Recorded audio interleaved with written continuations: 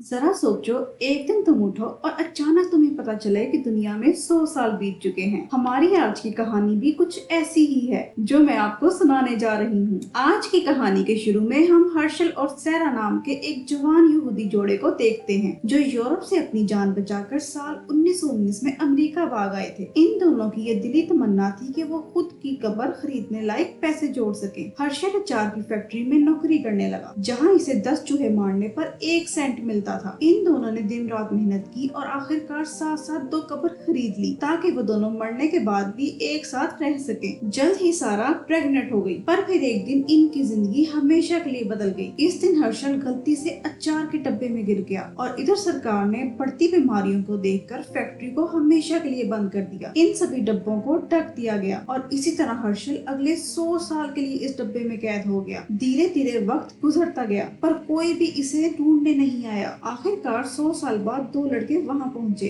और अचानक इनका ड्रोन इस डब्बे के ढक्कन से जा टकराया। जैसे ही इन्होंने ढक्कन हटाया तो अचानक हर्षल बाहर निकला और इसे देखकर इनके होश ही उड़ गए। हैरानी की बात तो ये थी कि 100 साल बाद भी हर्षल जिंदा था और एकदम सही सलामत भी। जल्द ही ये खबर आग की तरह फैल गई और फिर एक कॉन्फ्रेंस में साइंसदानों ने बताया कि वो आज तक जिंदा कैसे रहा। इसके बाद हर्षल को चेकअप के लिए हॉस्पिटल ले जाया गया पर वो एकदम ठीक था। डॉक्टर्स ने पता लगाया कि हर्षल की फैमिली के सब लोग मर चुके हैं और अब सिर्फ इसका परपोता बेन ही जिंदा था। आखिरकार बेन को बुलाया गया और वो अपने परदादा हर्षल को खुशी खुशी लेने पहुंचा। हैरानी की बात तो ये थी कि वो दोनों बिल्कुल एक जैसे थे। खैर, जब हर्षल हॉस्पिटल से बाहर निकला तो आसपास की ऊंची ऊंची इमारतें और गाड़ियां देखकर इसे अपनी आंखों पर यकीन ही नहीं हुआ। बेन हर्षल को लेकर ब्रुकलिन अपने घर ले आया। इसका घर देखकर तो हर्षल के होश ही उड़ गए क्योंकि इसने अपनी पूरी जिंदगी गरीबी में बताई थी। बेन ने कहा कि वो जब तक चाहे तब तक यहाँ रह सकता है, लेकिन हर्षल इस पर बोझ नहीं बनना चाहता था। खैर, बाद में बेन ने इसे स्पार्कलिंग वाटर पिलाया जो हर्षल के जमाने में सिर्फ अमीर लोग ही पी सकते थे। इसे पीकर तो हर्षल काफी ज्यादा खुश हो गया। फिर बेन ने अलेक्सा से कहा कि एक पुराना गाना बजाए और दोनों मस्ती में नाचने लगे। कुछ देर बाद हर्षल ने बेन से पूछा कि वो काम क्या करता है, पर जब बेन ने बताया कि वो एप्स बनाता है तो हर्षल को कुछ समझ नहीं आया। बेन ने बताया कि वो पिछले 5 साल से बुक बॉप नाम की एक ऐप बना रहा है जिससे लोग सामान खरीदने से पहले जांच कर सकते हैं कि ये कंपनी भरोसे लायक है या नहीं।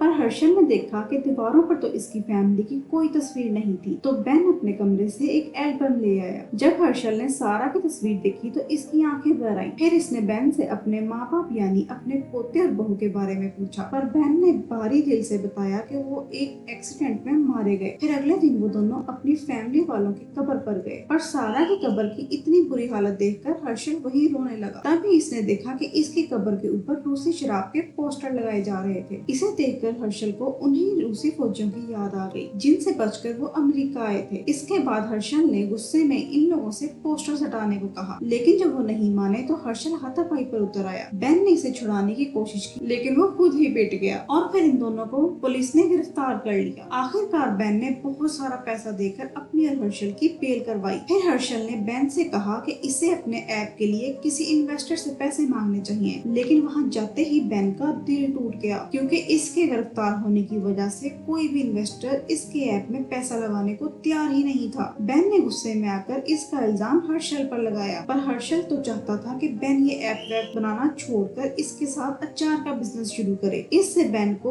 और गुस्सा आ गया और इसने गुस्से में कहा कि अगर आज परदादी जिंदा होती तो कहती कि क्या बेवकूफ हस्बैंड मिला है मुझे। इस पल हर्षल ने ठान ली कि वो अचार का इतना बड़ा बिजनेस बनाएगा कि इसकी मरी हुई फैमिली को इस पर फख्र होगा। इसने बेन से वादा किया कि वो इतने पैसे कमाएगा कि सारा की कब्र के ऊपर लगे उन पोस्टर्स को खरीद कर हटा सके। हर्षल ने भी गुस्से में कह दिया कि बेन इस फैमिली के नाम पर धब्बा है और वहाँ से चला गया। सबसे पहले वो किराने की दुकान पर खीरे खरीदने पहुंचा, लेकिन वो इसकी औकात से बहुत महंगे थे। फिर बाहर इसकी नजर कूड़ेदान पर पड़ी जहाँ इसे पैकेट में कुछ खीरे दिखाई दिए। इसने फौरन वो खीरे उठाए और इसी तरह शहर के कई कूड़ेदानों में घूमकर अचार बनाने का सामान इकट्ठा कर लिया। फिर इसने एक रेडी पर सामान रखकर नमक और बारिश का पानी मिलाया और आखिरकार खीरे का अचार बनकर तैयार हो गया। इसके बाद इसने सड़क किनारे अचार की रेडी लगाई और अपना पहला डिब्बा $4 में बेचा। इसके बाद इसने किसी भी केमिकल का इस्तेमाल नहीं किया और ये अचार दुकान से काफी सस्ता था, इसलिए जल्द ही इसकी रेडी पर ग्राहकों की भीड़ लग गई। हर्षल ने लोगों से कहा कि वो अचार खत्म होने के बाद इस डब्बे में फिर से अचार बनवा कर ले जाएं। दरअसल ये कुछ और नहीं, सिर्फ इसकी कंजूसी थी, लेकिन लोगों को लगा कि इससे अपनी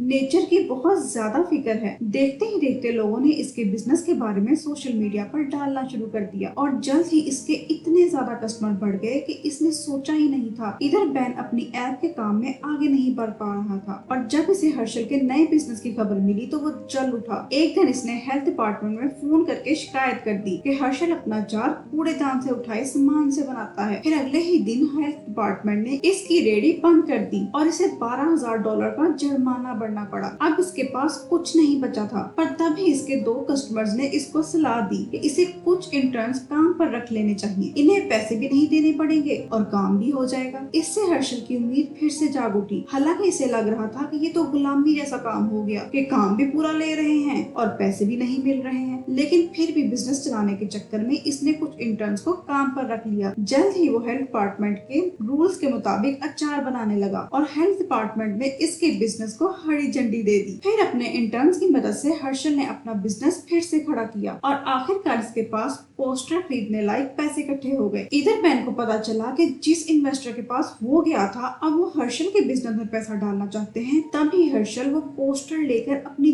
जीत का जश्न मनाने बैन के घर आ पहुंचा। हर्षल बैन की मदद करना चाहता था क्योंकि आखिरकार वो ही तो एक दूसरे के सगे हैं, पर बैन को इससे कोई वास्ता नहीं रखना था। तभी बातों बातों में हर्षल ने कह दिया कि पोलैंड के लोग तो होते ही बेवकूफ हैं और ये सुनकर बैन को एक खुराफात सूझी। इसने हर्षल को ट्विटर अकाउंट बनाने की सलाह दी और इस रात हर्षल ने धड़ाधड़ धर्म, औरतों और शादी जैसे मुद्दों पर साल 1900 वाली पुरानी सोच के ट्वीट्स डाल दिए। इससे नाराज होकर अगले दिन कई लोग इसके बिजनेस का नुकसान करने लगे और तो और इसके इंटर्न्स भी इसके खिलाफ हो गए थे, लेकिन इसके बाद भी हर्षल अपनी सोच पर कायम रहा और कुछ ही दिनों में पुरानी सोच वाले लोगों ने इसे अपना हीरो बना लिया। फिर एक दिन इसे एक कॉलेज प्रोफेसर के साथ डिबेट के लिए बुलाया गया। तभी बैन ने भीड़ में छुपकर हर्षल से क्रिश्चियन धर्म के बारे में पूछा और इस पर हर्षल ने बेधड़क होकर अपनी सोच के बारे में बताना शुरू किया और वो बताता ही चला गया और इसने तो यहाँ तक कह दिया कि जीसस में यकीन रखने वाले हर इंसान बेवकूफ है। ये सब सुनकर जो लोग इसके खिलाफ थे उन्होंने हर्षल को दौड़ा कर पीटा और इसने जैसे तैसे एक गली में छुपकर अपनी जान बचाई। इस रात इसने टीवी पर खबर देखी कि सरकार इसे वापस यूरोप भेजने की तैयारी कर रही थी। इन्होंने हर्षल पर गैर कानूनी तरीके से यूरोप में अमेरिका आने का इल्जाम लगाया था। अब इसके पास कोई चारा नहीं था, इसलिए हर्षल बैन से मदद मांगने पहुंचा। इसने कहा कि वो जंगल से होता हुआ कनाडा चला जाएगा और वहां अपना बिजनेस शुरू करेगा। आखिरकार बैन भी इसकी मदद करने को राजी हो गया और अगले दिन वो दोनों जंगल के रास्ते कनाडा में घुसने के लिए निकल पड़े, पर रास्ते में बैन को चोट लग गई तो हर्षल ने अपने कपड़े का हिस्सा फाड़कर इसके जख्म पर लगाया और रात की ठंड में इसे गले लगाकर सो गया। हर्षल के दिल में बैन के लिए अभी भी बहुत प्यार था। फिर अगली सुबह वो कनाडा की सरहद तक पहुंच गए, पर तभी अचानक इन्हें फौजी दिखाई दिए, इसलिए इन्हें फौरन छुपना पड़ा। अब बैन को हर्षल के लिए बहुत बुरा लग रहा था, इसलिए इसने सब सच बता दिया कि इसने ही हर्षल से वो ईसाई धर्म वाला सवाल पूछा था ताकि वो हर्षल का बिजनेस ठप कर सके। बैन ने इससे माफी मांगी, पर हर्षल ने तो गुस्से में इसके मुंह पर मुक्का मार दिया। इससे बैन वहीं पर बेहोश हो गया और यही हलचल सुनकर फौजी इनकी ओर बढ़ने लगे। अब हर्षल फौरन छुप गया और इसने बैन के बैग से इसका रेजर और कपड़े निकाले। कुछ ही देर में वो दाढ़ी काट कर बिल्कुल बैन जैसा बन गया और